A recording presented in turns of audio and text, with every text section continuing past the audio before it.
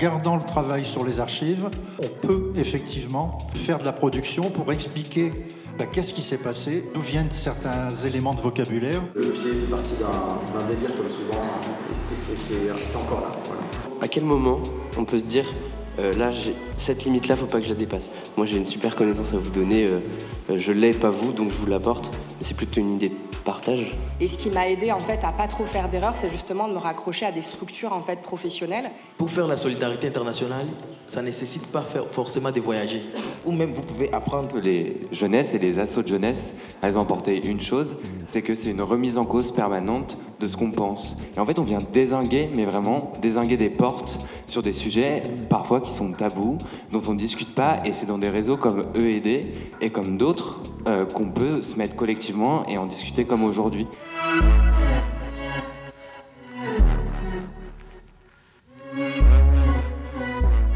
Quand on veut parler de jeunesse et de solidarité internationale, ça implique de donner la parole à beaucoup de personnes, des jeunes, des moins jeunes, des associations, des chercheurs.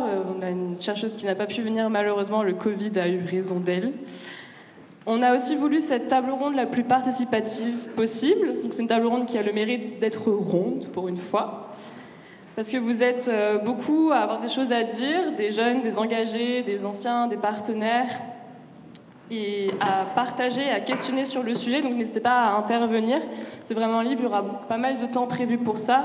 Pas seulement à la fin, c'est pas 1 heure de table ronde et une demi-heure de questions, c'est tout au long de l'échange. Vous êtes vraiment amenés à prendre la parole, à interagir, à poser des questions et à surtout témoigner. Pour cela, donc il y a Arthur qui aura un micro qui vous passera. Donc n'hésitez pas à lever la main. Et nous avons aussi une ficelle,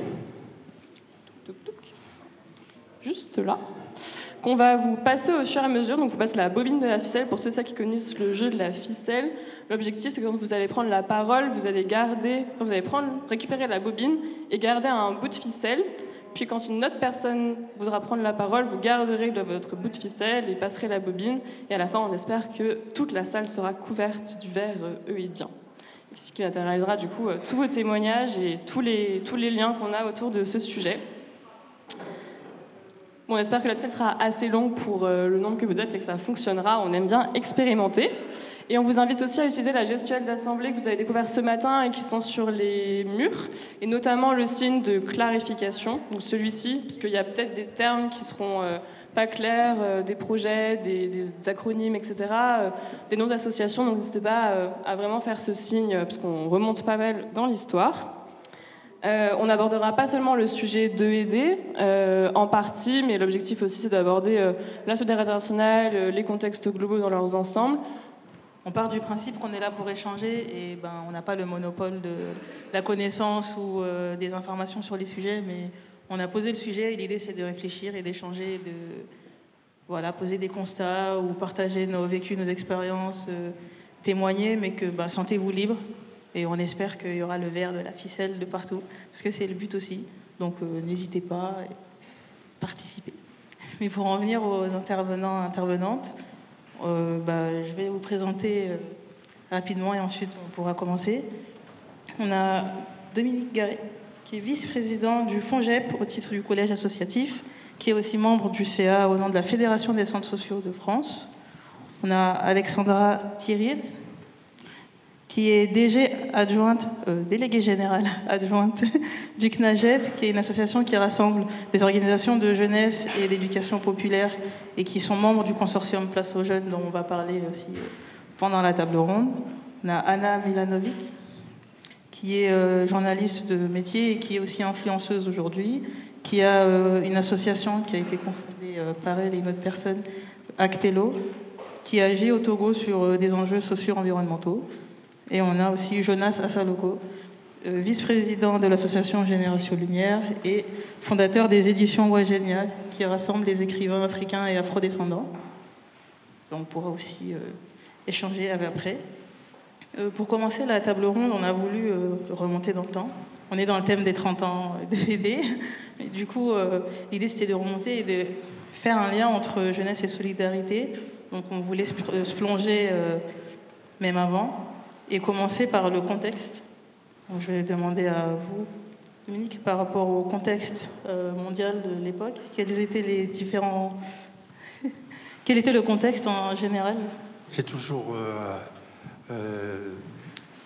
délicat d'expliquer quand on a soi-même connu ça, puisque il y a au moins 2 générations de différence par rapport à la plupart d'entre vous, à des personnes qui n'ont pas connu cette période-là, ce qui peut avoir marqué ce qu'on appelle, en particulier, alors on est sur les années 90, quoi. Dans des éléments importants au niveau international, par exemple, quelque chose qui a fortement aujourd'hui, qui est intégré, même si les choses sont plus nommées de la même manière, mais ça a été la disparition de ce qui était la séparation du monde au sens des États influents en deux, avec ce qu'on appelait à l'époque la guerre froide entre les pays de l'Est et les pays de l'Ouest, entre tout ce qui était le régime les régimes liés à l'URSS, l'Union soviétique, et donc la disparition de ces différents pays dans ce régime-là et la recomposition des liens internationaux. Ça a beaucoup joué, y compris dans l'évolution des relations internationales, pas seulement en Europe, mais également pour les autres continents. Bon, c'est aussi une période qui est l'émergence de pays et de continents qui sont aujourd'hui très, très, très importants. Enfin, c'est la Chine, avec tout ce qu'elle représente, qui n'avait pas à ce moment-là encore complètement cet environnement-là. C'est l'Inde également, avec tout ce... Mais on était dans l'émergence à l'époque. Bon, on est pour moi dans la fin de la... Je pourrais pas être péjoratif de trop, mais je dirais dans une sorte de bonne conscience dominante de ce qu'on appelle, alors aujourd'hui toujours l'Occident, mais d'une bonne conscience de tout un certain nombre de pays, d'être ceux qui sont la référence. Et pour le coup, y compris la France fait partie peut-être pas tous les Français, certains étaient tout à fait en distance et en critique par rapport à ça, mais il y a quand même une forte bonne conscience de on a y compris on a apporté un certain nombre de choses au monde, toutes des choses qui peuvent sembler complètement alors je dirais le terme comme je l'emploierais si on était 4 ou 4, complètement délirante, hein. Pour moi c'est délirant de penser que mais ça a été comme ça pendant dans un arrière-plan, et ça a été comme ça pendant encore cette période jusqu'à la fin du XXe siècle. C'est pas du tout évident que ça n'ait pas aussi marqué les premières participations ou les premiers types de projets qui ont pu être ceux qui se sont inscrits dans ce qu'on a appelé la solidarité internationale. Parce que je pense que parfois les associations étaient très claires, mais pour d'autres, ça pouvait être, pour les participants, il pouvait y avoir des gens qui venaient en étant imprégnés d'un certain nombre de pensées ou de relations. Toutes les indépendances des années 60, c'était 30 ans avant, hein. Bon, aujourd'hui, il y a plus de recul, heureusement, mais n'empêche que là, à l'époque, c'était encore quelque chose qui était présent dans les esprits. Alors, dans les autres choses qui font partie de notre vie et de votre vie de tous les jours, dont on pense même que c'est impossible de vivre sans, ce qui est arrivé vraiment très fort dans les années 90, c'est le développement de tout ce qu'on appelle aujourd'hui le numérique, qu'on appelait, et ceux qui étaient dans les écoles en primaire tout à fait dans les années 90, on devait entendre parler des nouvelles technologies de l'information et de la communication, des NTIC. Bon, aujourd'hui, elles sont plus tellement nouvelles. Par contre, le développement d'Internet, du web, tout ça, ça a été fort important, et ça a préfiguré ce qu'on a vu après avec des applications qui sont ceux de la téléphonie mobile et qui font qu'aujourd'hui, quel que soit le continent, On peut être en relation avec des personnes avec lesquelles on peut avoir des proximités, non pas géographiques, mais d'idées, de sensibilité, d'envie de partager au niveau de création culturelle, d'idées politiques et tout, quoi. Donc ça, c'est quelque chose qui n'existait pas pour ceux qui avaient 20 ans, 25 ans, en 90. On vivait plus dans son environnement immédiat. Et puis, si on fait référence à des mobilités, quand on parlait de mobilité, qu'on était ici en Europe, c'était particulièrement des mobilités à l'échelle européenne et particulièrement des mobilités qui avaient été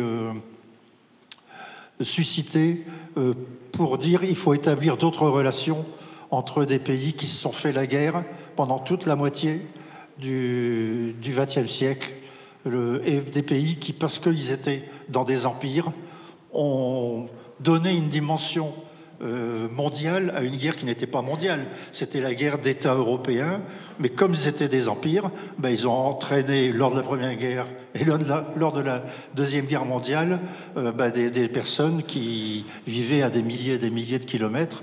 Et la dimension mondiale, elle est venue de par la dimension impérialiste qui existait encore très fortement. Alors ça, c'est des choses qui sont plus nommées de la même manière aujourd'hui. Il y a heureusement des travaux et du recul qui est pris par rapport à ça. C'est pas le FONGEP qui parle là, c'est moi qui suis né en 1948. Hein. Donc j'ai tout un parcours qui fait que j'ai deux dates que j'ai retrouvées aussi en me disant tiens oui, ça c'était en 90 parce que ça c'est important symboliquement. Alors qu'on a la COP 28 maintenant, ou 27, je ne sais plus, le premier sommet de la Terre, c'était à Rio, et c'était en 1992. On peut dire que c'est ce qui a précédé ce qui a lancé après ces organisations, ces rassemblements au niveau mondial par rapport à l'aspect de l'environnement. Et une autre date importante aussi dans les années 90, c'est 1991, c'est l'abolition de l'apartheid en Afrique du Sud, l'arrivée de Nelson Mandela, et qu'une personnalité comme celle de Nelson Mandela soit élu et devienne un chef d'État avec une pleine reconnaissance internationale, je pense que ça a joué bien au-delà de ce qu'était l'Afrique du Sud, et ça a joué bien au-delà pour des quantités de pays, non seulement d'Afrique, mais également tout ce qu'on appelait les pays non alignés. Tout ça, c'est du vocabulaire qui est plus forcément utilisé, sauf celles et ceux qui font des études d'histoire, mais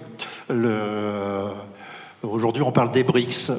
Les BRICS, avant, on disait que c'était des pays non alignés, pour certains en tout cas. Voilà.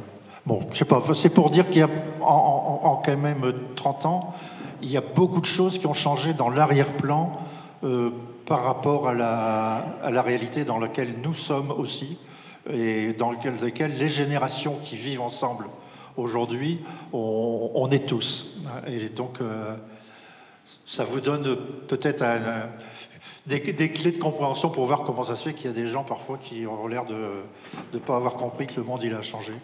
Vous avez fait un point historique, c'était super intéressant. Moi, je voulais savoir si on peut dater la période où les termes solidarité internationale, du coup, ont pris une telle place dans l'éducation populaire. Est-ce qu'on peut le dater? Parce que cette période, on a pu mettre des mots sur des choses et impliquer tout à chacun, enfin tout le monde, dans ce genre de démarche.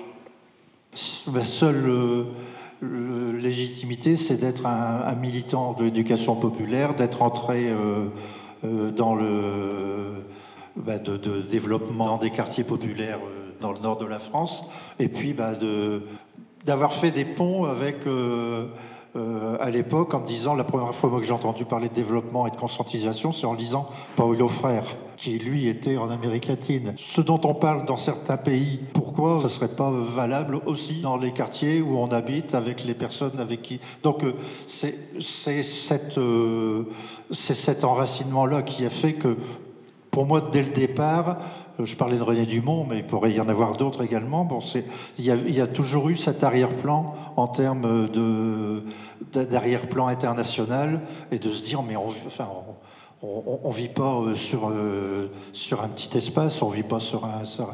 Alors, je pense que c'est un champ de recherche qui est certainement à investir, hein, et que quand on évoquera un peu le FONGEP tout à l'heure, il y a, dans l'action du FONGEP, il y a quelque chose qui s'appelle le PAGEP, c'est le pôle des archives de jeunesse et d'éducation populaire, qui en fait est un lieu ressource pour que des étudiants, pour que des chercheurs, pour que des laboratoires universitaires puissent s'investir sur des domaines qui sont ceux de l'éducation populaire. Donc, moi, l'invitation que je ferai, c'était pas prévu à ce moment-ci, c'était plutôt vers la fin, mais c'est de dire toutes les associations qui, depuis 20 ans, 30 ans, 40 ans, ont eu des histoires et ont développé des choses dans le champ de la solidarité internationale, en disant oh, c'est des vieux trucs, c'est des papiers, ça intéresse plus personne et tout ça. Non, il faut c'est pas parce que c'est de la nostalgie, mais c'est parce que en gardant le travail sur les archives, on peut effectivement faire de la production pour expliquer qu'est-ce qui s'est passé, d'où vient par exemple, d'où viennent certains éléments de vocabulaire, et puis qu'est-ce qui a fait que dans les rapports entre les acteurs, il y a des choses qui bougent, hein, et parfois ça éclaire très fort des situations d'aujourd'hui. Donc je pense qu'effectivement, il y a quelque chose à investir dans ce domaine-là. Est-ce qu'il y a d'autres questions ou interventions? Bonjour à tous. Je suis François Moreau, j'étais DG de l'ED entre 2009 et 2014. À l'époque, dans les assemblées de l'ED, on était très critiques sur les deux termes qui composaient l'ED, le terme étudiant et le terme développement. En fait, il y avait que le et du milieu qui nous satisfaisait. D'abord, je voulais dire que je suis très content que l'ED ait changé de nom il y a quelques années. Et effectivement, dans les début des années 2010, il y a eu vraiment, à l'initiative des organisations de jeunes, notamment ED, Starting Block, Ingénieurs sans frontières, une remise en question du terme EAD. Ce terme de développement ne nous convenait plus. Il y a eu tout un débat sémantique sur par quel terme le remplacer. Et c'est le terme, alors ça s'est passé surtout dans un collectif qui s'appelait Education, qui existe peut-être aujourd'hui sous d'autres formes, mais qui n'existe plus sous une forme associative. Et alors je ne sais plus, il y a une dizaine d'années, c'est le terme ECSI qui l'a remplacé. Voilà ce que je peux témoigner. Et puis une petite anecdote pour le pied, il est né en 2010, à un moment où ED avait des problèmes financiers assez importants, et en particulier par rapport à notre financeur principal, on devait avoir des fonds privés. Donc on a cherché des fonds privés et les financeurs voulaient récompenser des projets. Et donc plutôt que de financer des projets de terrain à l'étranger, on a décidé effectivement, parce qu'il y avait tout le monde voulait effectivement travailler sur des projets d'éducation de la citoyenneté ici en France. On a décidé effectivement d'appeler ça le pied. C'est parti d'un délire comme souvent, et c'est encore là. Voilà. C'est ce que je voulais dire. Alexandra, on entend du rapprochement entre l'éducation populaire et les structures nationales et internationales, ça a été un peu évoqué tout à l'heure, dans les années 2010. Notamment la création du projet Place Jeune, est-ce que tu peux nous expliquer le contexte et pourquoi cette initiative? Alors, oui. Donc du coup, peut-être pour rappeler, alors dans le contexte, je ne sais pas si le CNAGEP c'est évident pour tout le monde, mais du coup, donc le CNAGEP c'est alors à l'origine c'est le Comité pour les relations nationales et internationales des associations de jeunesse et d'éducation populaire. Et donc, c'est une coordination associative dans laquelle les organisations sont toutes du champ jeunesse et éducation populaire. Il y a des orgas de jeunes et des orgas d'éduc-pop moins jeunes, et qui se retrouvent à la fois pour discuter des réalités du terrain, collaborer ensemble, et aussi, surtout, pour faire du plaidoyer, interpeller les pouvoirs publics. Peut-être aussi rappeler donc, le contexte. Donc, le CNAGEP, puisqu'on est dans l'historique, qui a été créé en 1968, ce qui n'est pas anodin, et faisait partie en fait des collectifs à l'initiative de la création de Coordination Sud, que vous devez, j'imagine, connaître, donc qui est la plateforme qui représente les organisations de solidarité internationale. Et donc, en fait, on était quand même dans l'initiative, mais après, voilà, c'est quand même plutôt le volet ONG, surtout avec la professionnalisation du secteur des ONG, qui a, on va dire, qui est l'essence quand même de Coordination Sud. Et en fait, le CNAGEP a quand même toujours été présent dans cet espace. Et dans les années 2010, alors bon, c'est pas venu du jour au lendemain, hein, la question de jeunesse et solidarité internationale, elle a toujours été présente, puisque dès le début, dans le CNAGEP, et pour beaucoup d'assos d'EducPop, on ne peut pas avoir une vision du monde, on ne peut pas s'émanciper et conscientiser sans avoir une vision au-delà de ses frontières et d'avoir une vision mondiale et globale. Donc de toute façon, voilà, la question de l'ouverture au monde, elle est présente dans toutes les structures, je pense, d'éducation populaire depuis longtemps. Mais pas forcément comme une activité voilà, telle qu'elle est entendue par les ONG de solidarité internationale qui existaient en tout cas à ce moment-là. Donc voilà, il y avait toujours un lien, mais je pense, enfin, l'impression qu'on peut en avoir, c'est que voilà, c'était quand même deux champs assez séparés. Et en fait, dans les années 2010, il y avait quelques structures au sein de Coordination Sud qui étaient le CNAGEP, le CLONG Volontariat, pour ceux qui connaissent. Il y avait notamment aussi Educasol et parfois aussi France Volontaire, donc un peu à part, mais voilà. Qui en fait abordait... Enfin, nous, on avait un petit rôle de... En fait, on a commencé à entrer sur cette question à Coordination Sud sous l'angle de l'engagement volontaire à l'international. C'était dire, en fait, dans la solidarité internationale, il y a beaucoup de choses qui sont quand même portées par des volontaires. Et donc, à partir de là, il y a un groupe qui s'est créé. Bon, moi, j'ai l'historique, hein, mais... 2010, j'étais quand même pas complètement tout à fait déjà là, et du coup, c'est via ce petit groupe qu'on commençait à essayer, d'ouvrir les chakras sur la place des jeunes, et en fait, il y a eu plusieurs, je passe les détails, il y a eu plusieurs séminaires organisés. Et l'angle qu'on essayait de prendre, c'était de pouvoir dire qu'en fait, la construction, la place des jeunes était nécessaire dans la construction des projets, qui ne pouvaient pas être identifiés que comme des bénéficiaires. À l'époque, on parlait pas mal des parcours d'engagement, de tout ce qui était...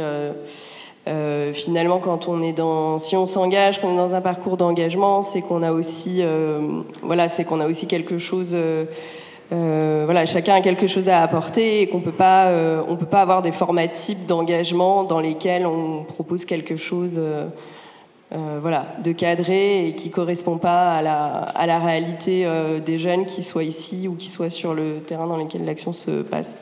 Comme beaucoup de jeunes, je me suis poser la question du voyage humanitaire. Je voulais le faire, je voulais m'engager, voilà. Mais je ne savais pas comment faire. Donc, comme tout le monde, je pense, j'ai cherché sur Internet. Voyage humanitaire, comment faire, comment s'engager, comment partir. Et j'ai été confrontée à ce problème où tout me semblait extrêmement compliqué d'accès. Beaucoup de manque d'informations, beaucoup de démarches à faire qui sont complexes. Des prix aussi parfois qui sont un peu exorbitants. Et je suis présente du coup sur les réseaux sociaux, comme beaucoup de jeunes, je pense, aujourd'hui, et je me suis laissée un peu emmener par ce que je voyais sur les réseaux sociaux, certaines associations qui faisaient des voyages humanitaires, etc. Et je suis partie, du coup, en 2021, avec une association au Togo pour une mission d'1 mois. Tout était très simple, tout était facile, et je partais vraiment avec un regard très innocent. Juste, je veux faire quelque chose de bien, je veux m'engager, je veux aider. Voilà, c'était mon moyen de voir les choses. Et sur place, au début, tout me semblait OK. Et très vite, j'ai remarqué que il y avait des problèmes dont je n'avais pas conscience, moi, avant de partir. On m'a parlé de termes comme le volontourisme, par exemple. Je ne sais pas si c'est familier à tous, mais en gros, cette idée de camoufler du tourisme, finalement, derrière l'engagement.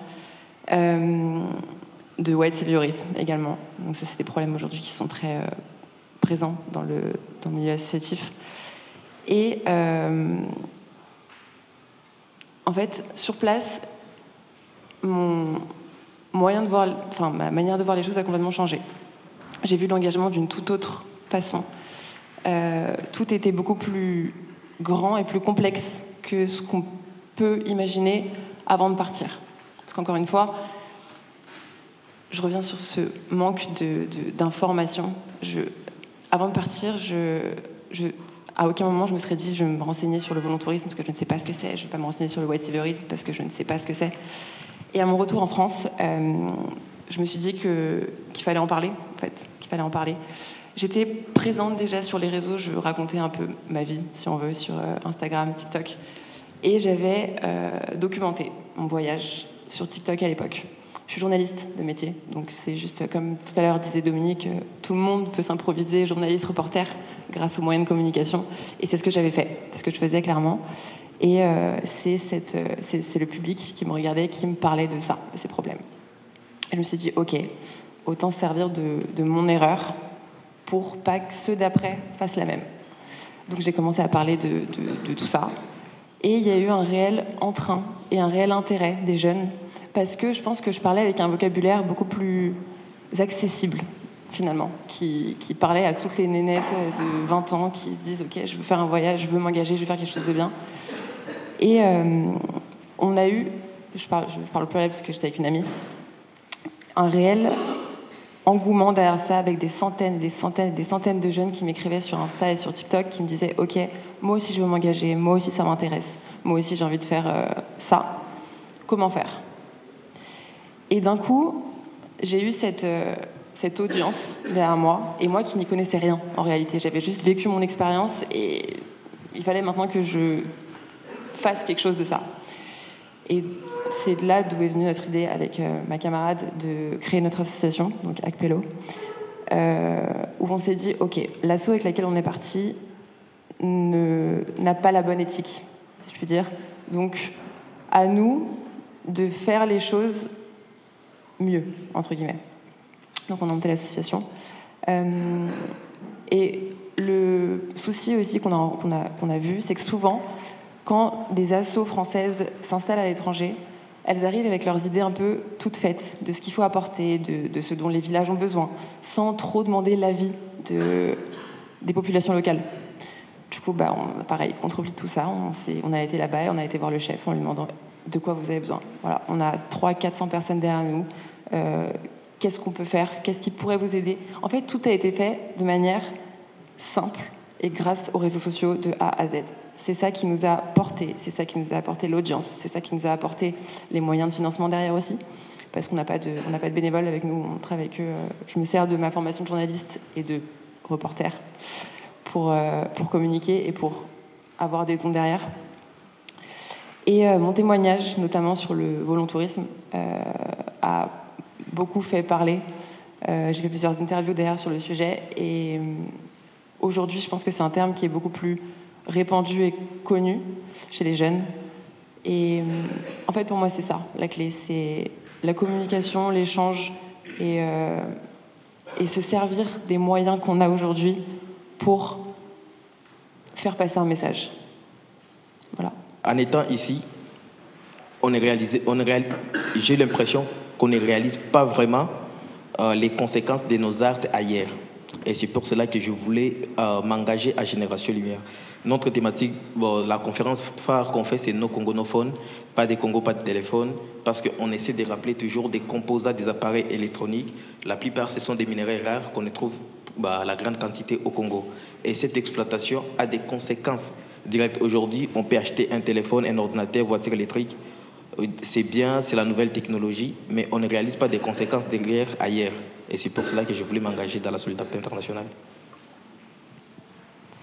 Pour toi, Quelle place penses-tu que les jeunes ont dans la solidarité internationale? Comment est-ce que les jeunesses contribuent, par exemple les jeunesses des deux espaces? Comment est-ce que tu vois ce lien?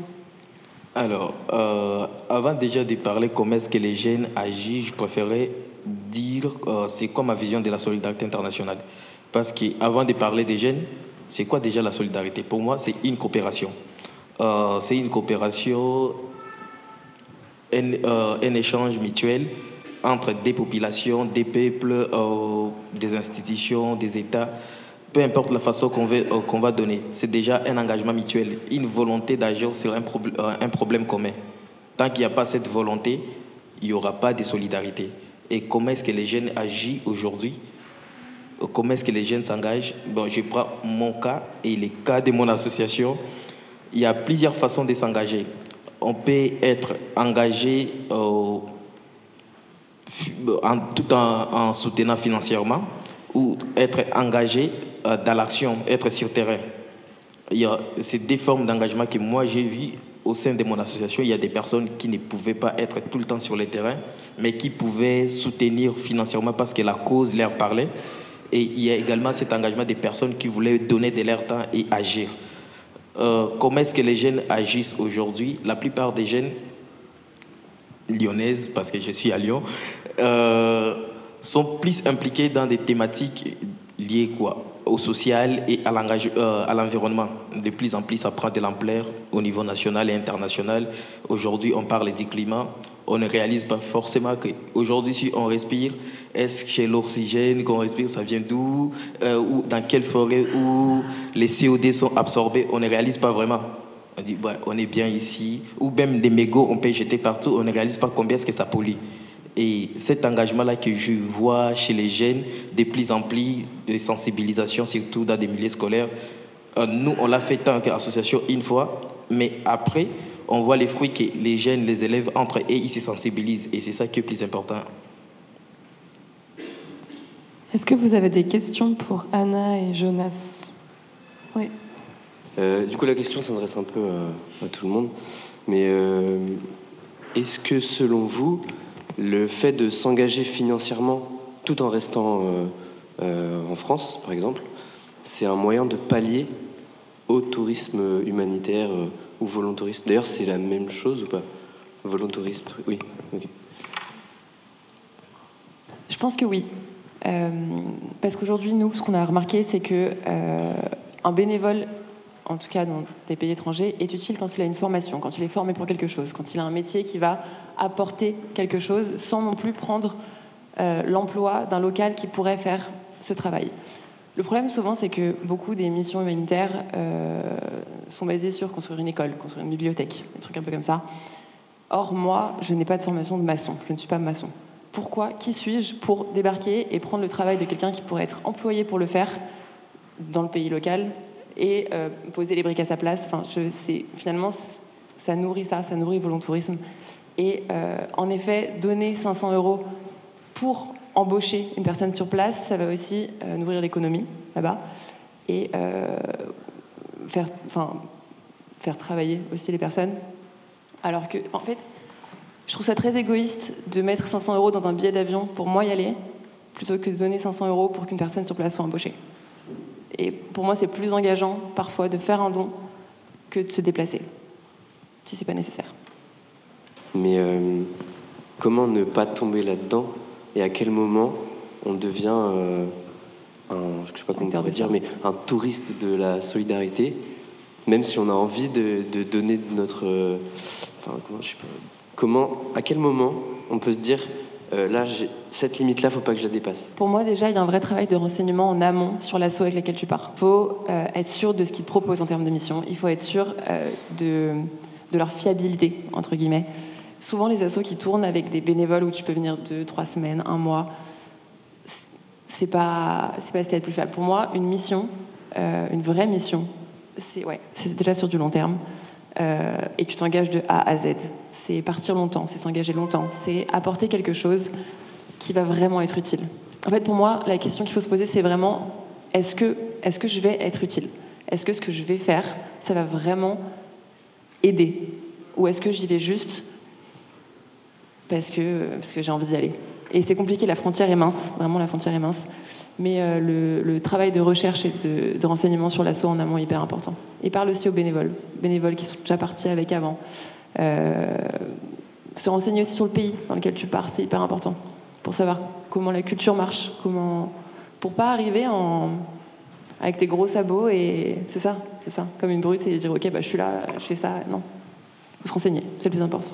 Du coup, nous, on est étudiants ostéo et il y a une asso d'ostéopathes qui vont notamment, je crois que c'est au Cambodge, ils ont une mission.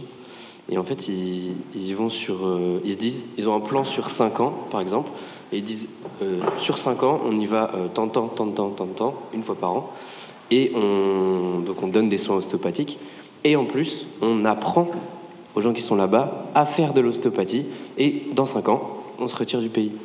Est-ce que ça, du coup, ce serait aussi une manière le fait d'apporter, et entre gros guillemets, apporter une connaissance, parce que c'est juste, j'aime pas non plus l'idée de se dire, moi j'ai une super connaissance à vous donner, je l'ai, pas vous, donc je vous l'apporte, mais c'est plutôt une idée de partage. Est-ce que ça pourrait être aussi une manière, quelque chose à développer ? Vraiment, c'est la clé de la transmission de savoir, de connaissances, parce que le but, au final, c'est que le pays se suffise à lui-même, sans qu'il ait besoin d'intervenants, de tierces personnes, d'occidentaux, pour les aider. Donc évidemment, la transmission de connaissances, l'apprentissage, c'est ce qui est le plus important pour moi, vraiment. Et pour le coup, tous les métiers qui sont liés au médical, pour moi, tu peux y aller. C'est très différent. Et donc je ne veux pas monopoliser la parole, je suis désolé. Moi, je voudrais rappeler la dimension du collectif et des réseaux qui existent aussi pour être accompagnés. Parce qu'en fait, tu parlais... moi, je sais que dans le projet que j'ai eu à porter il y a quelques années déjà, en fait, on était sur une démarche individuelle. Et ce qui m'a aidé en fait à pas trop faire d'erreurs, c'est justement de me raccrocher à des structures en fait professionnelles qui avaient justement un rôle d'accompagnement, de questionner aussi le projet. Parce que en fait le côté transmission de savoir, moi je pense qu'il y a des gens, ils n'ont pas besoin de notre savoir, ils l'ont déjà. Mais il y a aussi la question il y en a en fait, ils vont partir, ils veulent partir, et du coup ils partiront. Mais comment on fait aussi pour les accompagner, pour qu'ils ne fassent pas d'erreurs. Et après, c'est aussi, tu parlais de se renseigner, effectivement, moi je pense que c'est important, mais de se renseigner où il y a des structures comme EID qui existent, comme d'autres, et dont le rôle en fait c'est justement de limiter la casse et l'impact en fait de conneries qu'on pourrait faire. Et moi la première. Et donc du coup je me dis, au départ c'est bien en fait d'être plein de bonne volonté, de vouloir changer le monde, et ça c'est cool. Mais par contre en fait on est aussi dans un écosystème et dans lequel en fait on a un impact. Et donc c'est comment on fait en fait pour pas être trop, je dirais, pour limiter peut-être certaines bêtises en fait qu'on pourrait faire gentiment, mais qui ont quand même un réel effet. Donc là-dessus, j'ai envie de te répondre. Déjà, le fait que tu sois EID, c'est déjà une bonne chose. Ça veut dire que tu te questionnes, tu t'interroges et que tu as envie de peut-être bousculer ton projet. Et puis après, il y a peut-être des réseaux de santé en fait qui sont peut-être plus spécialisés, tout ça. Mais je pense que quand même la dimension collective, elle est pas trop à oublier, parce que en fait, on est chacun dans nos petites lucarnes et on veut faire des super chouettes projets, les montrer. Alors moi, ça n'existait pas les réseaux sociaux à mon époque, donc du coup, il y avait pas ça. Mais je pense que quand même revenir au collectif, c'est pas mal. Alors, je voulais aussi compléter la réponse par rapport à la question. Je pense que pour faire la solidarité internationale, ça ne nécessite pas forcément de voyager. Les camps de Covid, je peux donner l'exemple. Ça, c'était vraiment un cas qui a démontré qu'on n'est pas obligé de voyager pour faire la solidarité internationale. Moi, ce que je peux conseiller, parce que quand c'est un projet de solidarité, c'est qu'il y a une coopération, il y a des partenaires sur place. Pourquoi pas les faire confiance ? Leur envoyer juste l'argent, vous travaillez les projets ensemble et ils vont réaliser. Parce que nous, à Génération Lumière, on travaille dans des espaces. Afrique et France, et on a des membres qui sont sur place. Pendant le confinement, il y a eu une inondation dans une petite ville à la frontière entre le Burundi et le Congo.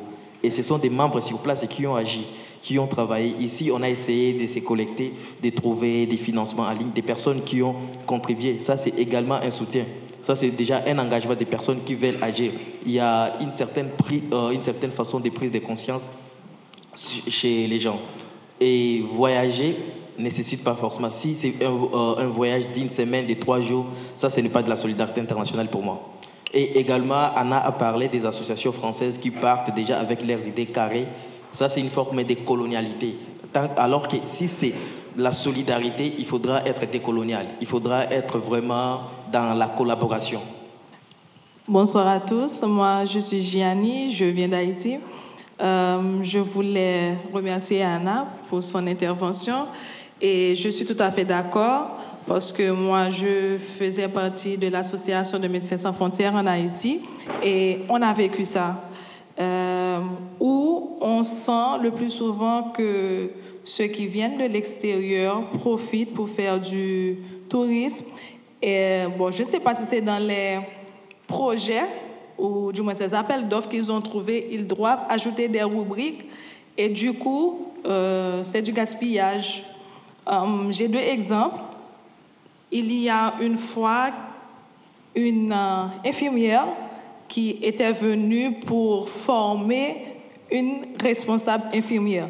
Et du coup, la personne qui devrait recevoir la formation, à un moment, elle a dit, elle ne veut pas de cette personne parce qu'elle ne lui apporte rien. Au contraire, celle qui est venue pour la former ne fait que prendre des notes. Donc, du coup, elle qui devrait être formée n'a rien reçu.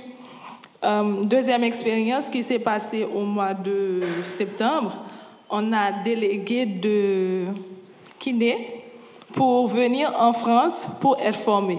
Ils sont venus pour 1 mois et du coup, ceux qui devraient les former ont dit on ne voit pas qu'est-ce qu'on va vous apporter de plus parce que vous connaissez déjà ces trucs. Donc du coup, c'est des voyages effectués pour rien. Donc je pense qu'on peut s'informer déjà et ne pas penser des fois que dans les pays sous-développés ou qui ont besoin d'aide, qu'on est tous nuls. Donc, parce qu'on est formé, il y a des ressources aussi sur nos terrains. Donc, c'était ces expériences que je voulais partager avec vous dans ce sens-là. Quand on parle de la place des jeunes, nous, en fait, c'est la place des citoyens, c'est la place des habitants, c'est aussi déplacer l'expertise, de mettre en avant l'expertise d'usage, de dire on ne peut pas faire des politiques publiques, on ne peut pas faire des projets pour des gens. La parole, elle commence, le projet, il commence, la politique publique, elle commence par l'expertise de celui qui est l'usager, de celui qui vit là, de celui qui est là, etc. Et en fait, ça, on le met... aujourd'hui, c'est la même chose à tous les niveaux, qu'on soit en France, qu'on soit dans telle région, qu'on soit dans tel pays. Et en fait, voilà, ce mécanisme de changement de vision des choses, c'est pour rappeler que c'était aussi un des enjeux de la mise en commun qu'on avait faite à l'époque et qu'on essaye toujours d'apporter. Voilà. Et je pense que pourquoi le projet il était porté par EED, parce qu'en fait EED était à la jonction en fait de ces 2 mondes-là et c'est quelque chose qui était qui était vraiment dans les réflexions. Donc. J'ai une petite question du coup. On parle beaucoup de légitimité et de partage de connaissances. Du coup, nous avec notre asso, on intervient plutôt côté agriculture sur des questions où même en France et en Europe, personne n'est d'accord au niveau par exemple pesticides, labour, non labour, impact, au niveau des gaz à effet de serre, etc. Comment savoir comment on intervient, le partage de nos connaissances, c'est bon ou pas? Est-ce qu'on dit les bonnes choses pour assurer le développement autre part, en sachant que nous-mêmes, personne n'est d'accord en France, par exemple? Si je te parle, par exemple, du Congo, il y a des endroits où la terre est fertile. Donc, ils n'ont pas besoin de pesticides pour cultiver. Donc, avant de partir, avant d'échanger des connaissances, ou même vous pouvez apprendre auprès de ces personnes qui sont là-bas. Vous pouvez leur demander comment est-ce que vous faites pour planter. Et ils vont vous expliquer la manière qu'elles emploient. Et après, ça peut ou pas vous apporter grand chose, mais je crois que le mieux, c'est d'échanger avec les personnes qui sont sur place. Je vais juste prendre la parole très rapidement, mais en fait, quand j'entends les échanges, moi j'étais chez EED il y a 2 ans, et quand je regarde la salle, je reconnais presque plus personne. Et j'essaye de raccrocher ça au sujet, ce que les jeunesses ont apporté à la solidarité internationale. Et je pense que les jeunesses et les assos de jeunesse, elles ont apporté une chose, c'est que c'est une remise en cause permanente de ce qu'on pense. Parce qu'il y a toujours des nouvelles personnes, il y a toujours des nouveaux projets, il y a toujours des nouvelles idées, et en permanence, on se questionne. Et en fait, on vient dézinguer, mais vraiment dézinguer des portes sur des sujets, parfois qui sont tabous, dont on ne discute pas, et c'est dans des réseaux comme EED et comme d'autres qu'on peut se mettre collectivement et en discuter comme aujourd'hui. Et je crois que c'est vraiment ça que les jeunesses ont apporté, c'est de pouvoir se questionner en permanence dans des espaces collectifs et de pouvoir avancer, on va dire, dans le bon sens, collectivement. Voilà. Je pense que c'était l'année dernière où les projets Exidemé, qui a eu avec des jeunes, on a essayé de réfléchir à la solidarité internationale de demain. Et pour mettre ça en place, je crois qu'EED, c'est un espace où les jeunes s'expriment librement. Après, il faudra maintenant faire des plaidoyers auprès des décideurs pour que ces projets puissent voir les jours. En tout cas, c'est ça que je peux dire que les jeunes ont apporté à la solidarité internationale, cette remise en cause. Désolée, 2 minutes. Je suis d'accord avec tout ça. Et pour moi, il y a un vrai sujet de déconstruction de l'humain, d'enlever un peu de nos esprits les idées qui sont toutes faites, ce qu'on nous a dit que c'était comme ça, c'était comme si, non. C'est aller voir comment c'est vraiment sur le terrain, poser les questions aux locaux, aller voir ce qui se passe vraiment et pas se fier juste à ce qu'on entend. Voilà. Et justement, est-ce que ça serait pas mieux d'envoyer de l'argent plutôt que de partir? On parle du coup de partir pour apprendre aussi. Est-ce que c'est une bonne chose vraiment? Enfin, c'est ce que je me demande aussi, de partir pour apprendre, parce que finalement, si on part pour apprendre, on part plus pour nous que pour les populations chez qui on va, et en soi, on n'a pas vraiment à donner, ni nous du haut de nos connaissances de personnes de 20 ans, ni si jamais on y va pour faire des constructions ou aider, comme tu dis tout à l'heure, Anna, on n'a aucune compétence. Et le risque serait plus de voler le travail, entre guillemets, quelqu'un qui est sur place.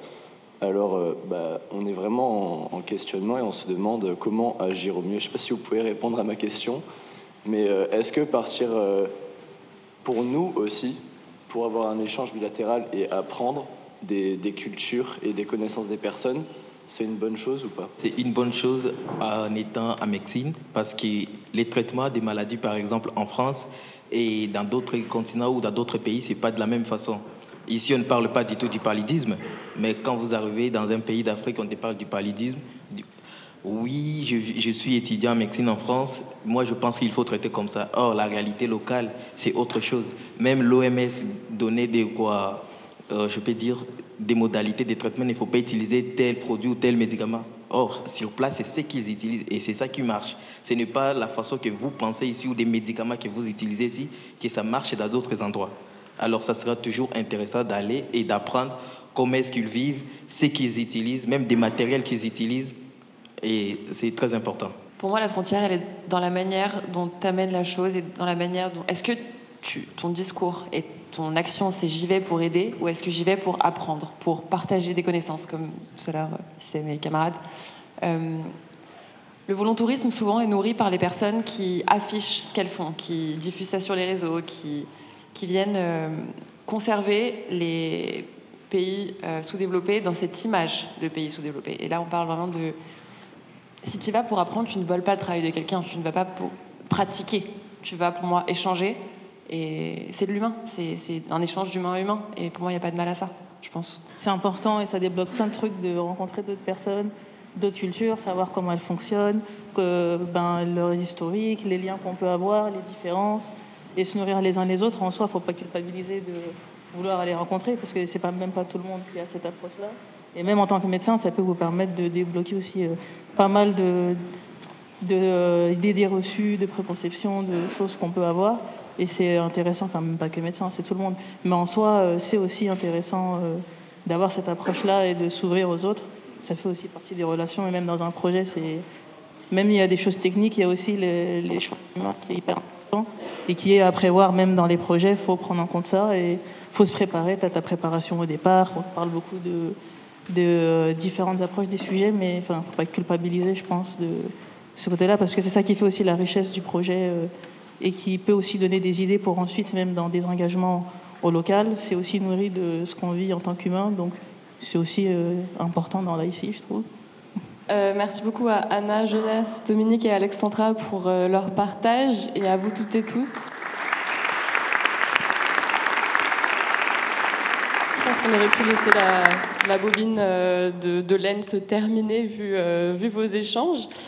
Qui peuvent continuer. Les 30 ans, c'est vraiment l'occasion de faire se rencontrer toutes ces générations d'engagés. On a entendu plusieurs générations parler des années 2010 à aujourd'hui. Il y aura d'autres temps pour échanger ce soir à la pause. Donc on a une dernière petite activité juste après, mais une longue pause après. Ce soir et demain, il y a beaucoup d'ateliers proposés par des anciens anciennes qui viennent parler des enjeux que vous avez abordés, de posture, de communication et de comment s'engager aussi au retour de son projet de solidarité internationale. Donc vous aurez l'occasion de continuer d'échanger à ce sujet. Et tous et toutes réunis, c'est aussi l'occasion de s'interroger sur la place que peuvent prendre les anciens anciennes du réseau dans EED et aussi dans la société plus généralement. Parce que si on ne l'est pas déjà, on sera tous et toutes anciens ou anciennes de EED un jour, malheureusement, ça arrive. On vous propose donc une petite vingtaine de minutes d'un atelier prospectif sur la place des anciens anciennes dans la société et notamment dans leur sphère professionnelle. Comment en fait est-ce qu'on décloisonne la solidarité internationale et on la porte dans nos milieux, dans nos professions, voilà, dans nos sociétés.